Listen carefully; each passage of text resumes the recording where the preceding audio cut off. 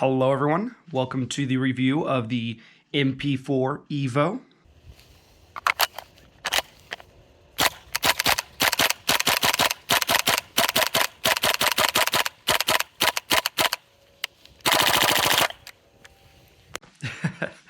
Of course that's a joke, it's the GHK G5, but you can see in several places where it is inspired by each of those three guns. Originally, of course, it had a much more Scorpion Evo looking stock instead of the import buffer tube, but you have the elements of each gun. Evo look, M4 controls and magazines. You have an MP5 style charging handle that locks back like an MP5. Very cool looking, and it feels very good. And of course, I have my M4 buffer tube on here, which I attached with the included M4 buffer tube adapter. Issue with this stock, and the reason I switched to the M4 buffer tube, is that the stock is very wobbly. It's gotten quite a bit more wobbly as I've used it. I feel like it was tighter when I first got it, so that's just something to think about. But I like the stock, and it's foldable. It's just too wobbly and too thin. And if I line this up with the M4 stock that I've got attached, you can see the Scorpion Evo stock is very, very thin. That's why I replaced it.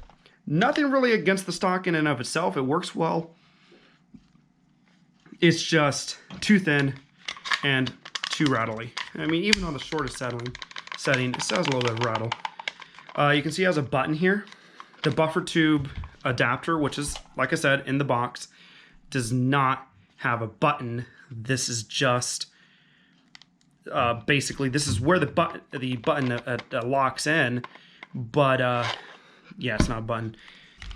Out of the box, it also came with this orange flash hider and this metal flash hider. I'm not sure exactly what you'd call this flash hider.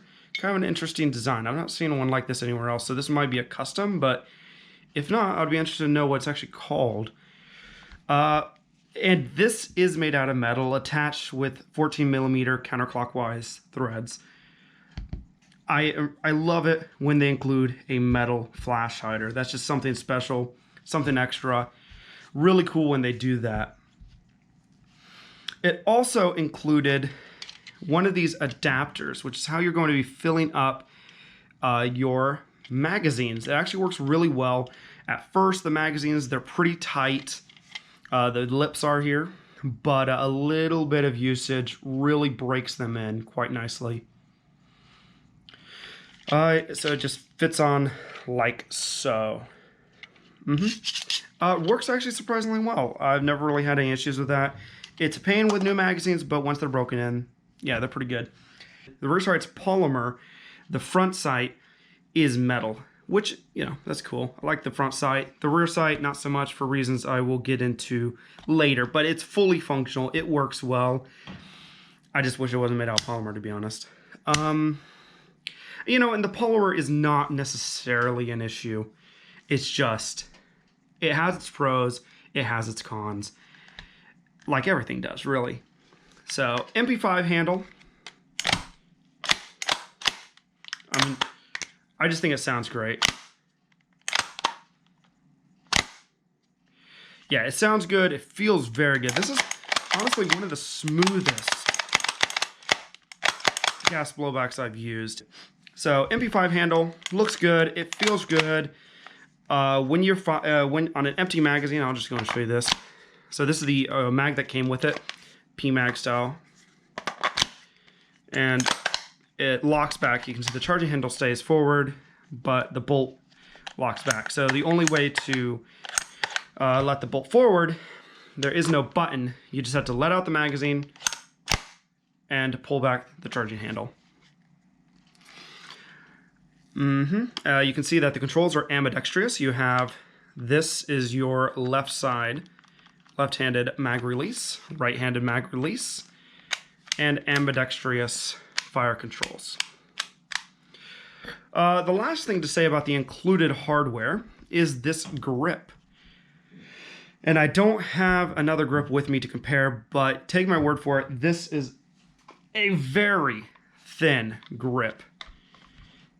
And you can see that's almost the exact same width as the stock, the original stock that came with the gun. So very thin. I haven't changed it out yet, well, obviously, but I think I probably will at some point. Very thin. Last feature to speak about with this gun is the hop-up, actually. I'm going to move this out of the way. And that is going to be found in the unused charging handle slot. All right, let me see if I can turn this around. And you may be able to see it down there. You can see it's right here inside. You're going to need to use a screwdriver or some other skinny tool to be able to access it. So it's kind of a pain to adjust, but once you adjust it, it works really well. I've been using 0.3 gram BBs, no issues. I'm sure it could lift heavier. The lower receiver and upper receiver are made out of plastic. Pretty much everything externally in this gun is plastic, excluding the controls, like the fire selector, the trigger mechanism, obviously the bolt's metal, but most everything else is plastic. The charging handle, of course, this is the Hephaestus aluminum charging handle, so this is metal, but the original was plastic. You know, it has its place, it has some pros and cons. You know, there's a certain point, you know, plastic is not, polymer, as in this gun, is not 100% bad. It just has its place. It has its own cost, which I'm going to get into more details later on, but let's go ahead and get into the disassembly, and I'll share those details with you first. Disassembly is very much like an AR-15. This is the pin, the rear pin. Obviously you have a front pin too. You're going to push the rear pin through with a pin punch, and it is captive, so you don't have to worry about losing that. Yeah, you can see that trigger mechanism in there. And if we, let's go ahead. You can see that. All right, the bolt, all you have to do to remove the bolt is, this is the rear buffer and as attached to the bolt, so the whole thing comes out very easily. And we'll just go and take a few looks at this real fast.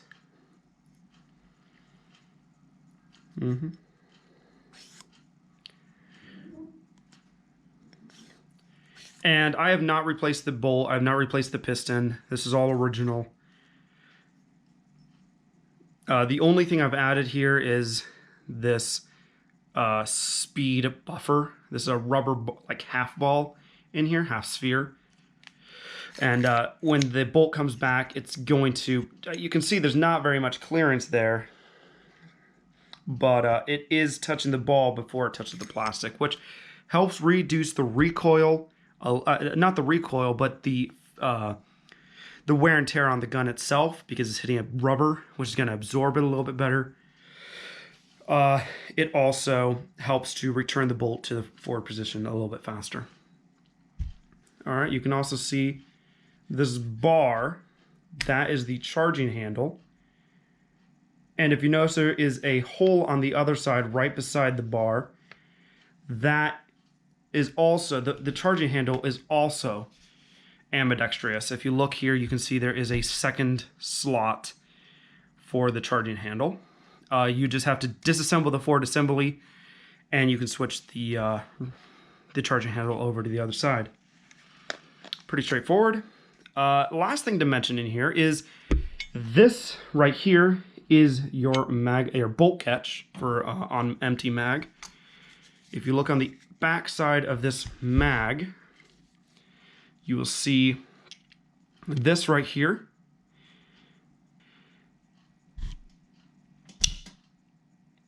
And you can see how that moved up. It's no longer level with the black plastic right here.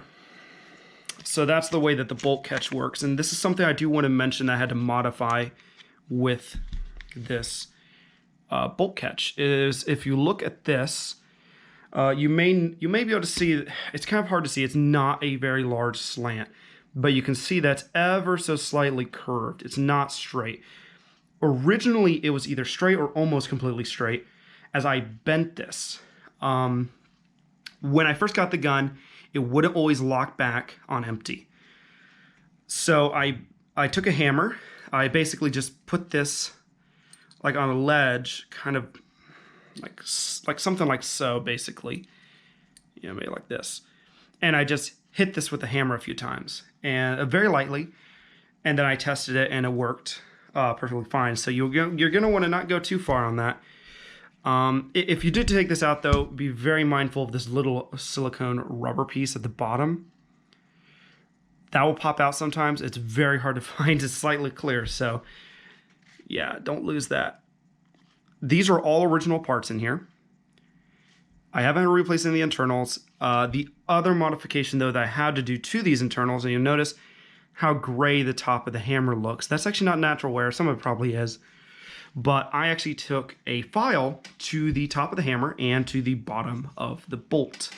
And the reason I had to do that was there was a ridiculously bad seam on this to begin with. And I have a brand new unused bolt here. I plan on setting up a CQB setup. So brand new bolt. This is going to be for my outdoor, and then this is going to be for my indoor once I have it set up.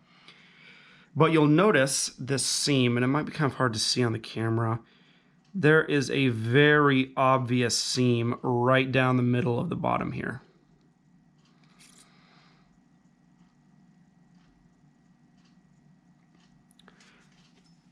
And I just took a file, polished it, made it as smooth as possible, and that's really all I had to do to the internals here. Everything's working great, everything's still working great, and I'm quite happy with these internals so far.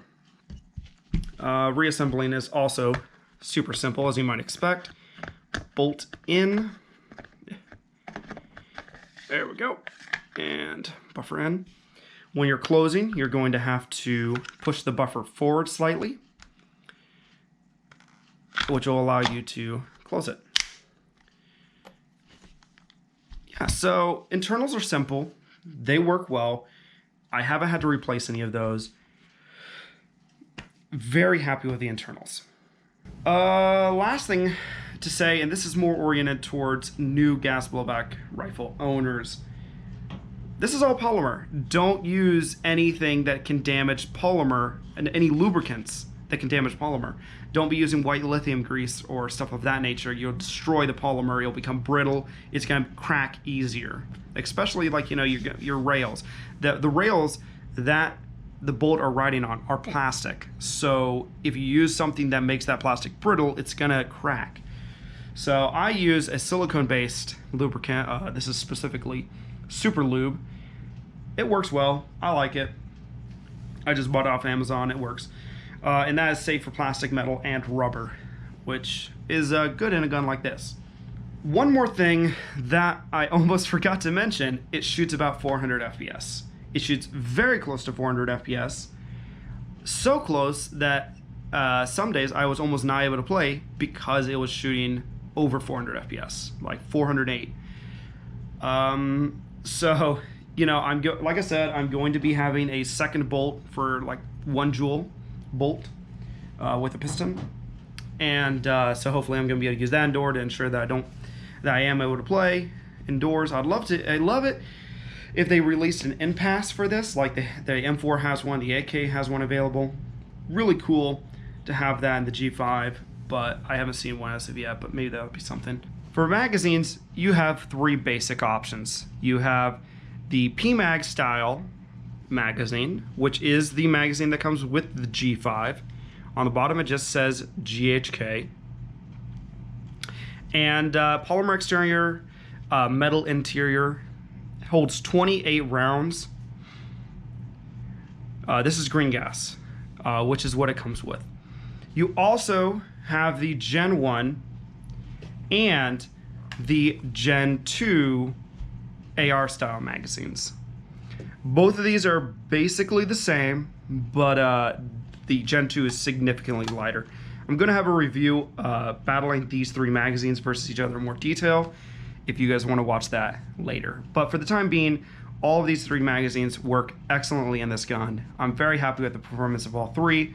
I would say that the only difference I've noticed is that the PMag seems to shoot a little bit hotter, like maybe 5 FPS hotter than the AR style magazines. I'm not sure why that is. Maybe the polymer helps to keep the reservoir from cooling down. For the most part, it is reliable. I have had no internal issues, excluding two that I'm going to get into right now. Namely, and you probably knew this is coming, this is going to come, it should come with every single G5 review. The low receiver is the vulnerable point. That, it's polymer, and this gun kicks hard. It kicks very hard for a GBB. And this, you know, this polymer is really well made. The whole shell of the gun is very well made, and it does stand up. I've dropped this gun. Yes, I've dropped it a few times, and it's still held up very well. I'm not upset about that. However, the constant kick, the constant recoil from the bolt just really just wears this receiver down. So once you've shot this gun a decent amount, you're going to experience a crack, probably around right here, and it's going to start up kind of like where the pin is attached, because that's kind of a pressure point. I've had to replace the low receiver once. It cost me $60 to get a new low receiver, and that's a pretty big price to pay when the gun only costs $300 brand new. However, that doesn't stop me from liking the gun, and there are ways that you can prolong the amount of time that you have to replace the receiver on the G5.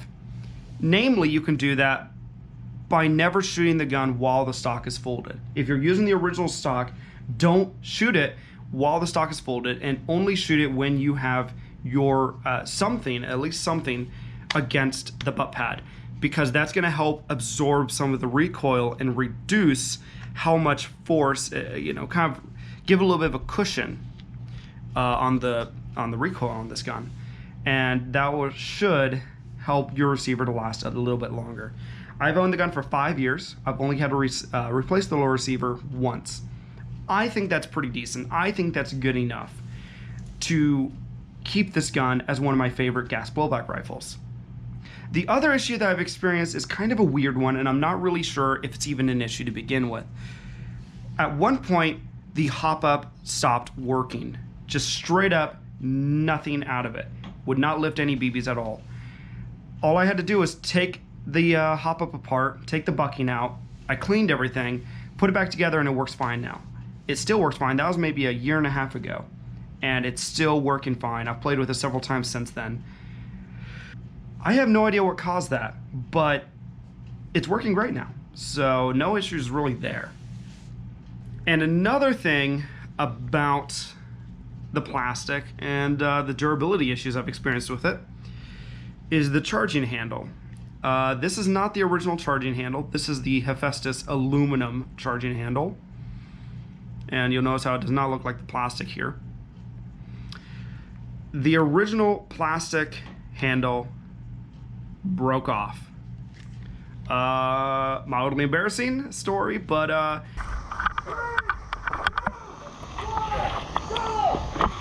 whoa! Oh shoot! Oh man, bad start. Yeah, the charging handle was on the side of the gun that hit the ground, and that snapped it right off. Very inconvenient, which meant I had to switch to the aluminum. But based on comments I've heard online, that would have been inevitable anyways, as the plastic charging handle just loves to break off. Overall, I like the G5. I recommend the G5. I think it's an excellent airsoft gas blowback rifle for whether you be a new or experienced GBB user. And that is all I have to say about the GHK G5. If you have any questions, just let me know and I'll get back with you as soon as possible. In the future, at some point, I want to have another video demonstrating how to disassemble the lower and to reassemble the trigger mechanism into a new receiver. Also, how to remove the hop up and take that apart. So if you're interested in seeing that, just let me know. All right, have a good one.